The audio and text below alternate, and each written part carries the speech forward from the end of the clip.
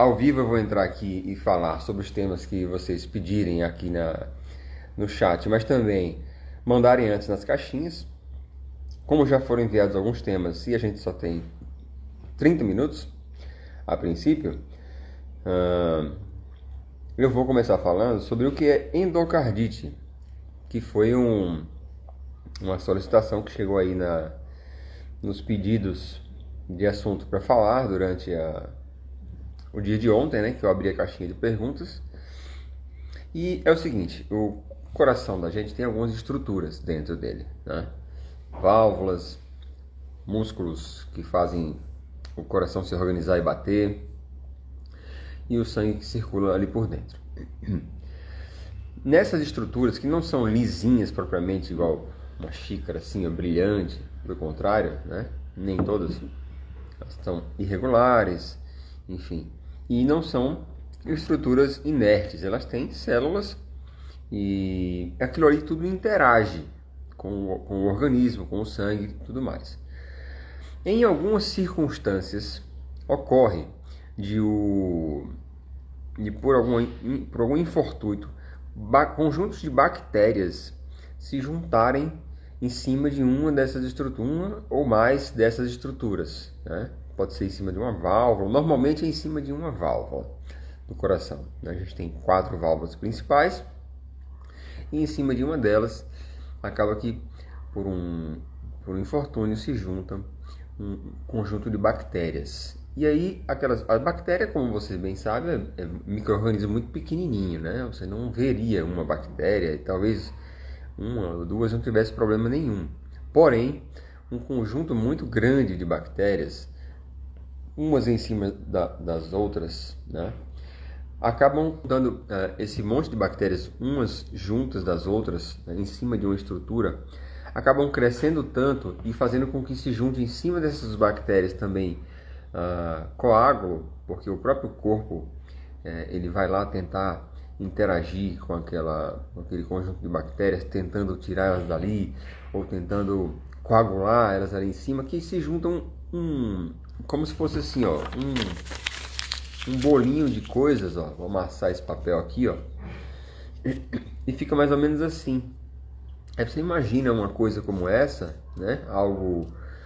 Um bolinho de papel em cima de uma estrutura do coração que era para funcionar perfeitamente, mas de repente está ali e existe que a gente chama de vegetação, uma vegetação. Então a vegetação é esse conjunto de bactérias que se aloja em uma região do coração e com isso atrapalha o funcionamento. Duas coisas acontecem. Pode atrapalhar o funcionamento da estrutura em que a vegetação cresceu. Por exemplo, se foi numa válvula, aqui tá, imagina a minha mão sendo o coração e aqui dentro sendo a válvula, uma válvula que deveria funcionar perfeitamente, e aí um conjunto de bactérias cresce ali em cima e começa a atrapalhar o funcionamento. E às vezes chega a ficar grande como esse papel mesmo aqui. E aí a gente chama de vegetação. 2 problemas acontecem. Que o funcionamento daquela estrutura passa a não ser mais adequado dentro do coração, a válvula passa a falhar, né, por exemplo. E esse conjunto de bactérias aqui, ele começa a ser uma fonte de bactérias que vão para o corpo inteiro. Porque se o coração está batendo, pensa comigo, ó, o coração está aqui batendo, né? Aí tem um conjunto de bactérias de endocardite dentro dele. Daí, ó, cada vez que o coração bate, ele pode jogar um pouquinho de bactéria para frente e essas bactérias vão para o corpo inteiro. E aí o nosso organismo começa a reagir de forma agressiva contra isso.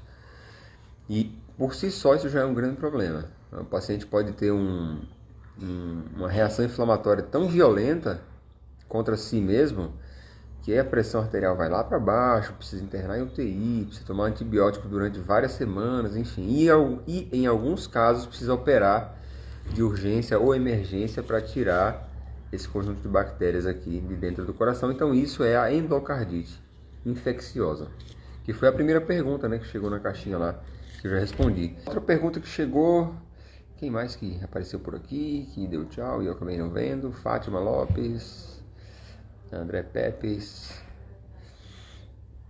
O doutor Alexandre já tinha falado com ele. Muito bem. A outra pergunta que chegou foi sobre TAV. A pergunta foi bem específica. Foi, doutor, dá para fazer TAV em quem tem prótese cardíaca mecânica? Primeiro que eu tô com a rinite alérgica, pegou essa madrugada aí, então vamos perdoando aí a voz, né? Primeiro, que tá desse jeito aqui. E o fungado também, né? Que vai ficar aparecendo aqui esse fungado, mas enfim. Quem tem rinite alérgica sabe como é que é isso. Vamos lá. TAV, primeiro, o que é TAV, né? Dentro do coração da gente, como eu já falei, tem válvulas. Essas válvulas têm que funcionar de maneira normal. Quando elas dão defeito, uma das maneiras de substituir as válvulas de dentro do coração é trocando com cirurgia convencional, fazendo abertura aqui no tórax, né? Ou de lado ou no meio, enfim, troca a válvula e sai. E outra maneira é por transcatéter, onde o cirurgião cardíaco insere um catéter, né, pela perna do paciente e dentro desse catéter, na ponta desse catéter, vai uma válvula armada e ela chega por dentro do corpo, em cima da válvula que está obstruída no coração e arma. A gente lá fora aperta um botão e a válvula na ponta do catéter, em cima da válvula doente, ela arma. E pronto. Está implantada uma válvula nova. Então isso é a TAV. A pergunta que chegou foi assim: doutor, quem tem prótese cardíaca mecânica pode fazer TAV? Olha, até o momento não, tá? Por quê? Porque a prótese cardíaca mecânica, ela tem uma estrutura de metal. Então, e é uma estrutura irregular, ela não é redonda por completo. Para você colocar uma TAV, que eu acabei de explicar o que é TAV, né? Vocês já viram aí? Eu tenho que colocar um catéter no meio dessa válvula com defeito e armar ela. Então, quando ela armar, ela vai ficar redonda, no máximo ali um pouco oval, tá? Então, tá aqui dentro uma estrutura que já existe, que é uma válvula mecânica que já foi colocada numa cirurgia antiga, vamos supor. Daí você chega com um catéter e tem que armar a válvula. Como ela é de metal e ela não é toda redonda, ela tem umas estruturas que são retas, né? Você não consegue armar uma prótese nova dentro de uma prótese que é de metal, é uma estrutura mecânica, metálica.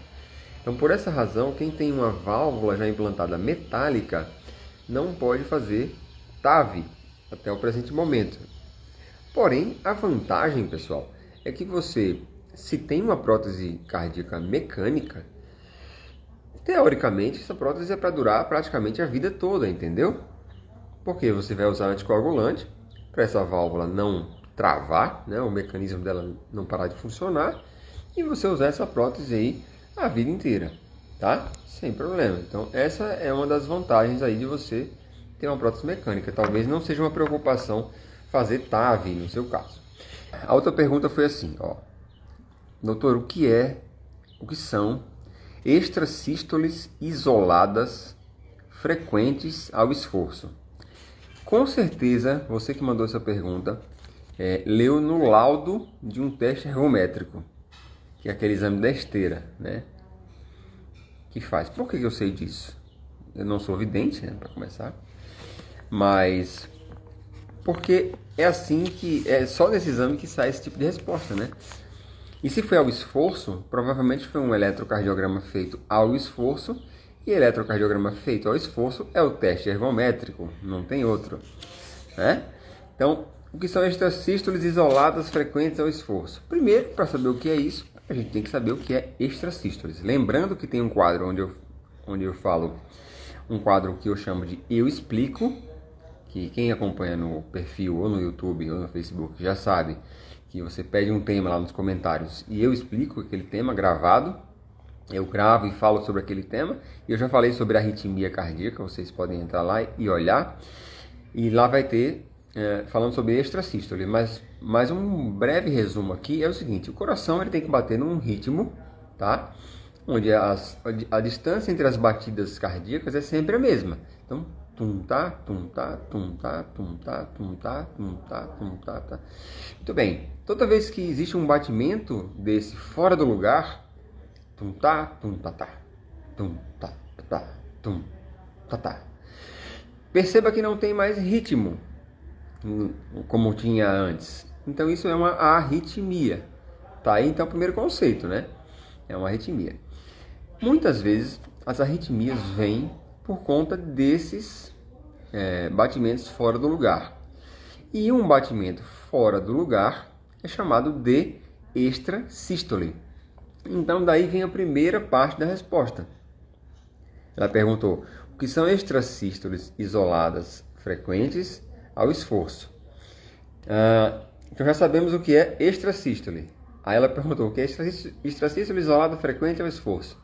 Isoladas. Por que isoladas? Porque as extrasístoles das arritmias, elas podem vir isoladas realmente, ou seja, você vai ver no eletrocardiograma ou vai auscultar aqui no coração, aí você ouve uma, depois voltam os batimentos normais, outra, volta os batimentos normais, outra, volta os batimentos normais. Ou seja, uma série de batimentos normais e um batimento fora do lugar. Uma série de batimentos normais e um batimento fora do lugar. Frequentes. Porque, embora seja assim, normal, normal, normal, batimento fora do lugar. Normal, normal, normal, batimento fora do lugar. Isso acontece várias vezes por minuto. Mais de 6, 7 vezes por minuto. Então, essas são frequentes. Porque tem como não ser isolada e ser frequente? Tem. É só vir vários batimentos fora do lugar, juntinhos. Coração batendo, por exemplo. Tum, tum tá, tum tá, tum tá, tum tá. E de repente, tá, tá, tá, tá, tá, tum tá, tum tá, tum tá. Tá, tá, tá, tá, tá, tum tá, tum tá. Entendeu? Então daí, essa já não é mais isolada. Esse batimento fora do lugar, ele já vem em grupo. Cada extrasístole dessa, o conjunto de extrasístoles dessa, a gente interpreta de uma forma diferente para a pessoa. E aí, na pergunta dela foi ao esforço, porque provavelmente estas extrasístoles de quem perguntou lá na caixinha dos stories só aparecem ou aparecem mais quando o paciente faz esforço físico. E aí, certamente, quando ela comentou isso com o médico dela, suponho que o médico dela tenha dito: olha, vamos fazer esse teste ergométrico aqui em você, para a gente descobrir se essas extrasístoles, né, se esses batimentos fora do lugar, se eles aparecem quando você está em repouso ou quando você faz esforço. Isso depende muito da queixa do paciente, né? Às vezes ele está sem fazer esforço nenhum e de repente ele sente o coração bater acelerado. Batimentos fora do lugar, palpitação. Sabe como é que isso funciona? Quem já sentiu ou conversou com alguém que já sentiu isso, sabe muito bem, não é mesmo? E qual que é o significado disso? São vários, né? Dependendo das outras informações que o médico conseguir extrair do paciente, ele vai avançar um pouquinho na investigação do sintoma que a paciente está sentindo lá, ou ele vai frear e já começar um tratamento específico. De São José do Rio Preto, São José dos Campos, né, Josefina? Seja bem-vinda. Perguntou: quanto tempo dura uma cirurgia de revascularização? Josefina, depende.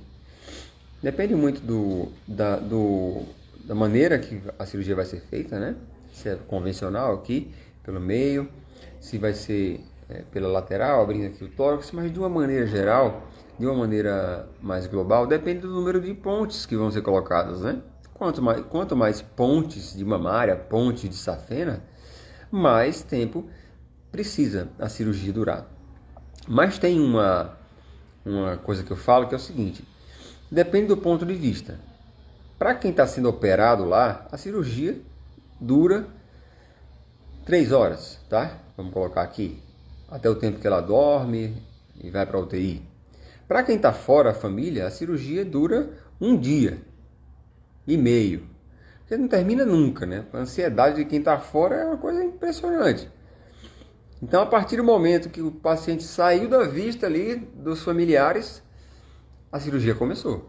Sendo que ele ainda vai descer ou subir, né, para a sala de cirurgia, ainda vai chegar no local, vai ser preparado, vai ser colocada a medicação na veia, ele vai ser monitorizado, vai ficar no leito, vão ser revisadas algumas coisas com a equipe, até com o anestesista anestesia, o preparo seja feito, a cirurgia comece, seja realizada, termine, o paciente vá para a UTI.